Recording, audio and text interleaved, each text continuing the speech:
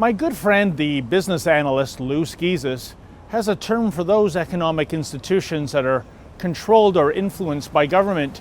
He labels it the pyramid of extortion. Liquor control boards spring immediately to mind. Product selection is poor, prices are sky high thanks to an egregious tax threshold, all in the name of social responsibility, of course. And customer service is, well, buying a bottle at most government-run liquor stores is akin to dealing with a certain purveyor of broth. Excuse me, I think you forgot my bread. Bread, $2 extra.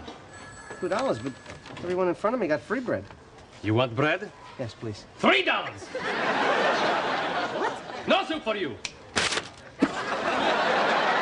Yes, like the soup Nazi, it's literally their way or the highway when it comes to booze sales in Canada.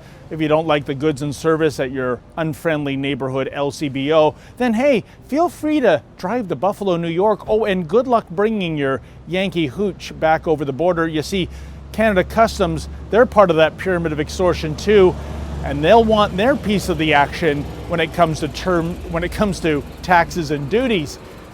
But thankfully, we live in a world of wonder these days thanks to technology. Case in point, San Francisco-based Uber. Uber is all about facilitating ride sharing, linking people who have rides with people who need rides. When it comes to taxi cab oligopolies the world over, Uber is essentially a demolition company diligently tearing down that pyramid of extortion one brick at a time. I came in like a wrecking ball. Now, that's my kind of contractor. And make no mistake, when it comes to the crappy cabbie industry, Uber is being welcomed by millions of former taxi customers who are sick and tired of being exploited. And full disclosure, folks, I am indeed an Uber enthusiast. Why wouldn't I be? For starters, an UberX fare is typically 40% cheaper than a traditional cab.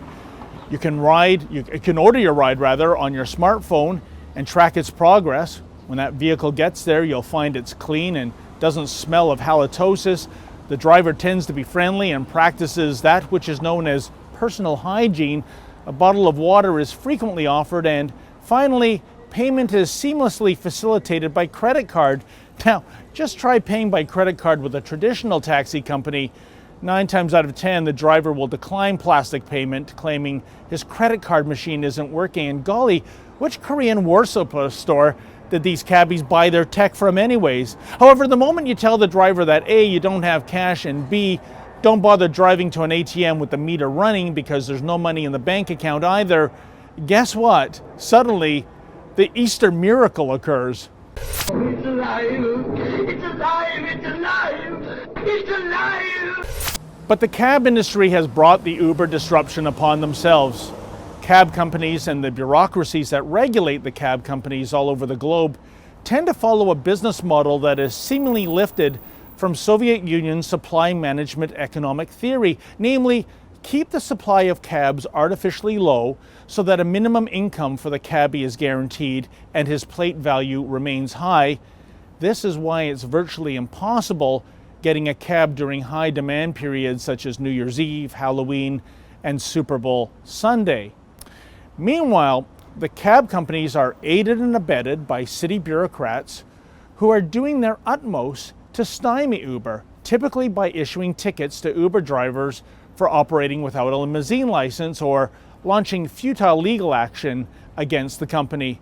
The reason for this resistance, if the taxi cab industry is diminished or wiped out completely, those bureaucrats, well, they're out of a job too, right? Got to keep that pyramid of extortion intact, folks. And it's mostly the bureaucracy driving the fight against Uber as opposed to the political process. I mean, in Toronto, Mayor John Tory not only supports Uber, he actually uses the service. Of course, there are anomalies. Case in point, City Councillor and ex-federal Liberal Party hack Jim Karagannis. He has reimagined himself as an Uber slayer. And how odd, usually politicians cater to the whims of the public, and there's massive public support for Uber. I wonder why Karagannis wants the ride-sharing service shut down. Surely it's not because almost 10% of Jim's campaign contributions came from the taxi industry. There's that pyramid again, folks. Meanwhile, those cab owners bemoaning the fact that their nest egg on wheels is collapsing. Well, I'm sorry. A few years ago, a municipal taxi plate in Toronto could fetch around $360,000. These days on Kijiji, you can find a cab medallion for as little as $120,000. That's $120,000 too much, if you ask me, because those medallions are soon going to be completely worthless. And I don't want to sound callous, folks, but sorry, cabbies, that's business. Fortunes are won and lost on the stock market every day, and the losers don't go crying to government agencies for protection. Which brings us to another issue. Why does government feel it has a role in picking and choosing winners and losers when it comes to certain sectors of the economy? Let's reset the clock to, say, 15 years ago and the emergence of digital photography. Could you imagine a City Hall bureaucrat saying, well, this digital photography, it's all very interesting and nice, but we have hundreds of people employed in this city who process rolls of film, so digital cameras shall be illegal to use in this jurisdiction. Preposterous. And for an industry that is supposedly regulated, it is amazing how often cabbies break those rules and regulations.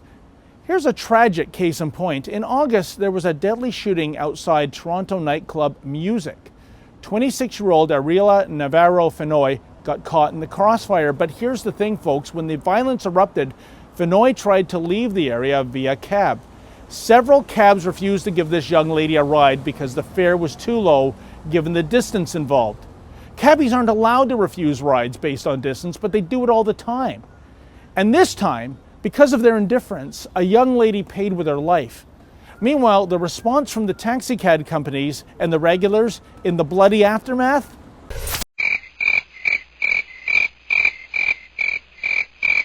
And how about this nugget, folks? Dozens of Toronto cab drivers have actually applied for Uber designation only to be turned down.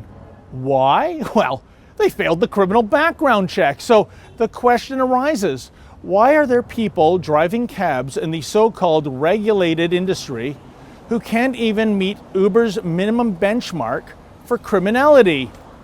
Cue those crickets once again.